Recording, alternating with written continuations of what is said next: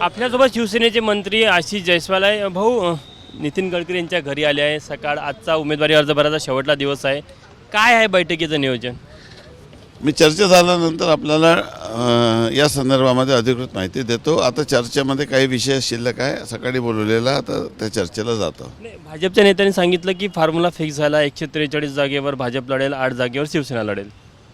आता ते त्यांनी म्हटलं असेल तर मी त्याच्यावर भाष्य करू शकत नाही, परंतु आमच्या दृष्टीने 1-2 जागेच्या संदर्भामध्ये अजून चर्चा बाकी आहे. आता आम्ही ते करायला चाललो. काही जागेवर मैत्रीपूर्ण लढत व्हावी अशी तुमची मागणी आहे? अशी आमची मागणी नाही आहे. जी चर्चेशिवाय मी कुठलंही भाष्य करणं योग्य वाटत नाही मला. नेमकं 3 टप्प्यामध्ये चर्चा झाल्या. तुम्ही साधारण कालपर्यंत 21 जागेपर्यंत होते, अचानक 8 जागेवर कसं काय फायनल झालं? निवडणुकीमध्ये शेवटी चर्चेचं सत्र सुरूच असतो, प्रत्येक पक्षाचा असतो. पुऱ्या राज्यात सुरू आहे तर इथं सुरू राहील. शेवटला प्रश्न, 8 पैकी 2 उमेदवार फक्त शिवसेनेचे, 6 भाजपने दिले, त्यामुळे त्यांना तुम्हाला एबी फॉर्म द्यावा लागणार आहे. असं कोणी सांगितलं तुम्हाला? असं तुम्हाला कोणी सांगितलं?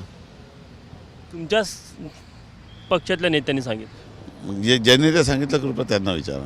मग काय, पण असं नाही का?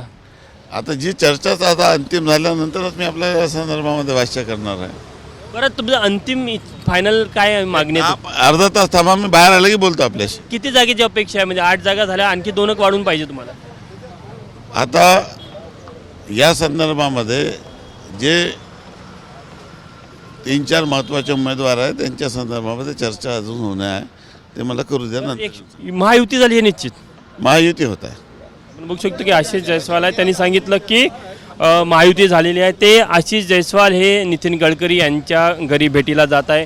कृपाल तुमाने देखील आहे आणि 8 जागेवर शिवसेनेला त्यांचा जो फॉर्म्युला आहे तो निश्चित झालेला आहे.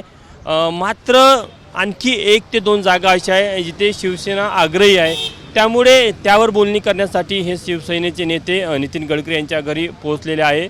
निदान मैत्रीपूर्ण लढत तरी व्हायला पाहिजे 2 जागेवर, अशी शिवसेनेची मागणी आहे. कारण की एकेरी आकड्यामध्ये सध्या शिवसेनेला 8 जागा मिळाल्या, त्यामुळे कुठेतरी तो आकडा दुहेरी स्थानावर पोहोचावा, यासाठी 2 जागा मिळाल्या तर 10 उमेदवार हे शिवसेनेचे अधिकृतपणे होईल.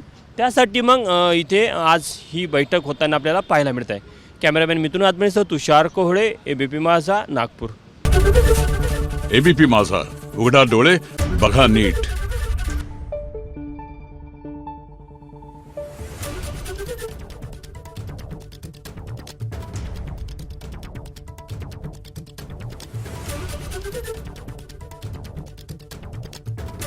Thank you.